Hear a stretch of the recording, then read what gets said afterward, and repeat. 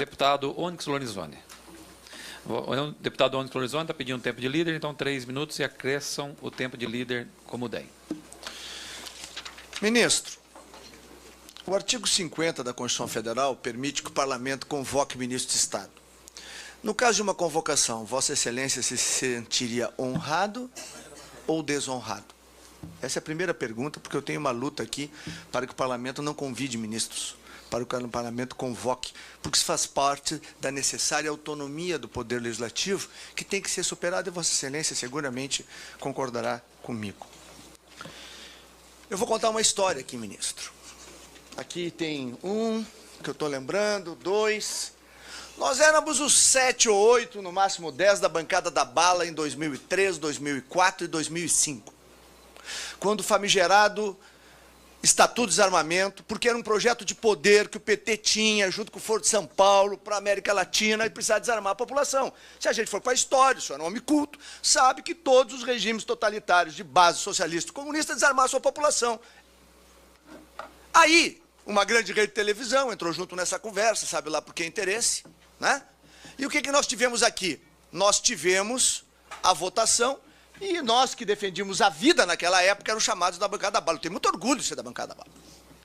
Honra! Eu só estou falando com o senhor, porque quando eu era veterinário eu tinha uma arma da cintura, não precisei usar, mas estou vivo.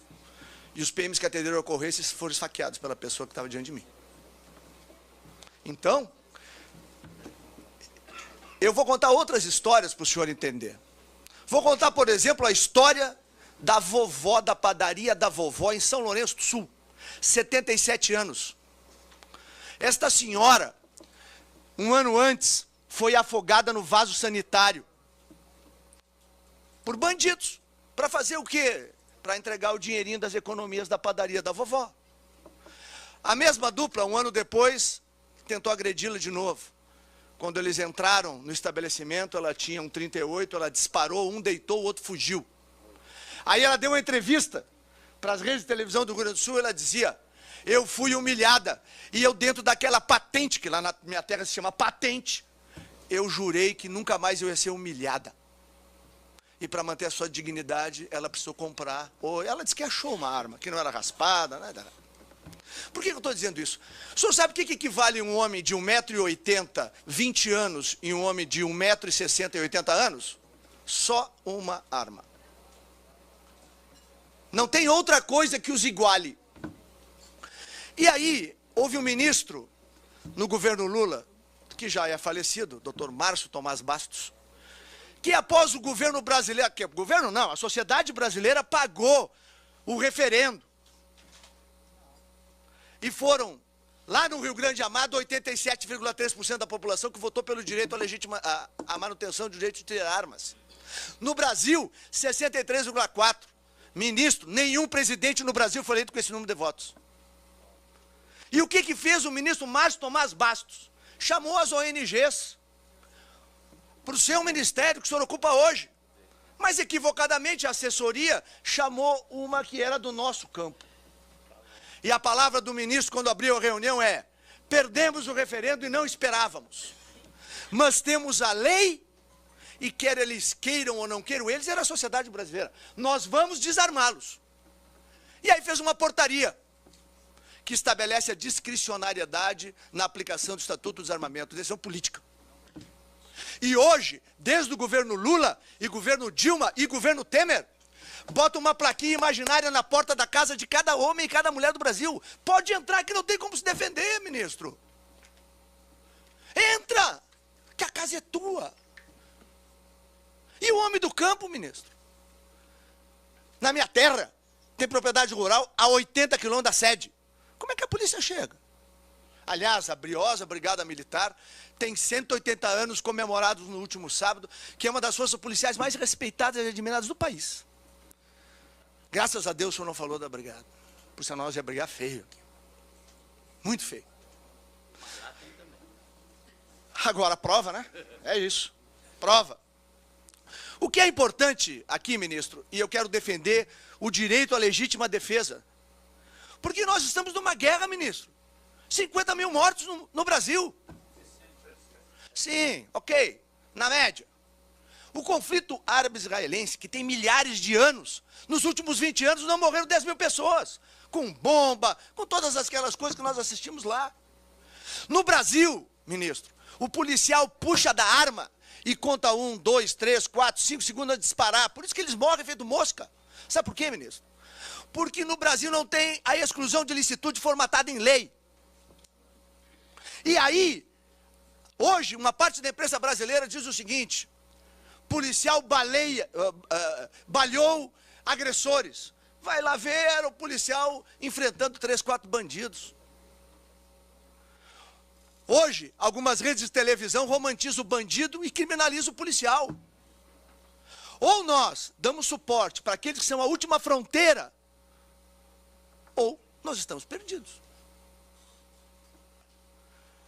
Por isso, ministro, que eu falo que a decisão é política, sua e do seu governo.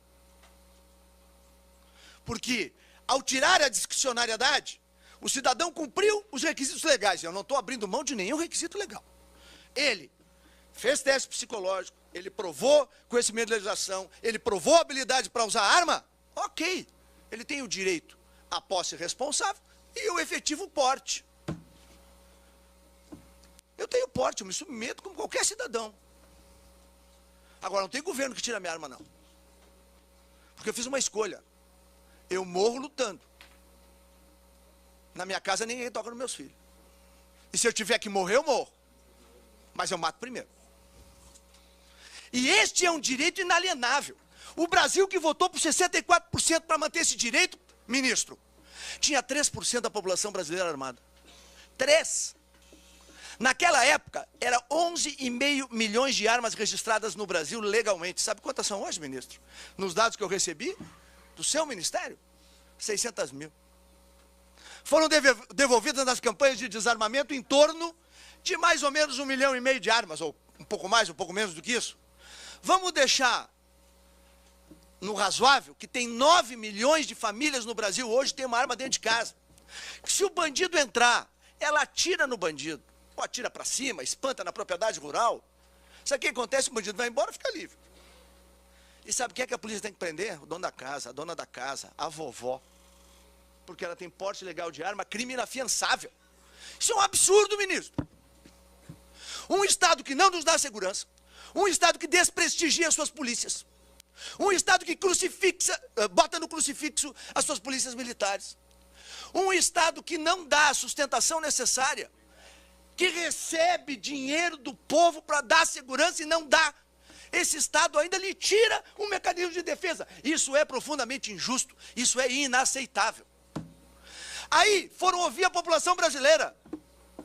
E a população brasileira diz: não, nós queremos manter o direito. E aí o que fazem as autoridades do Brasil? Sonegam, roubam, sequestram o direito do cidadão de se defender. Ministro, isso me toca muito profundamente, porque aonde eu ando no Brasil, as pessoas me pedem, a mim e a todos os nossos colegas aqui da comissão, para que a gente possa revisar isso. E eu peço ao senhor o seguinte: por favor, ministro, revise a possibilidade de fazer o conveniamento com a Secretaria de Estado, de Segurança dos Estados, para concessão de posse e porte. Qual é o problema? O registro e o cadastro continuam na Polícia Federal. Mas isso seria um passo importantíssimo. E, por fim, ministro, não pode o governo vetar o porte de arma para agente de trânsito, como foi feito. Foi ouvido o seu ministério.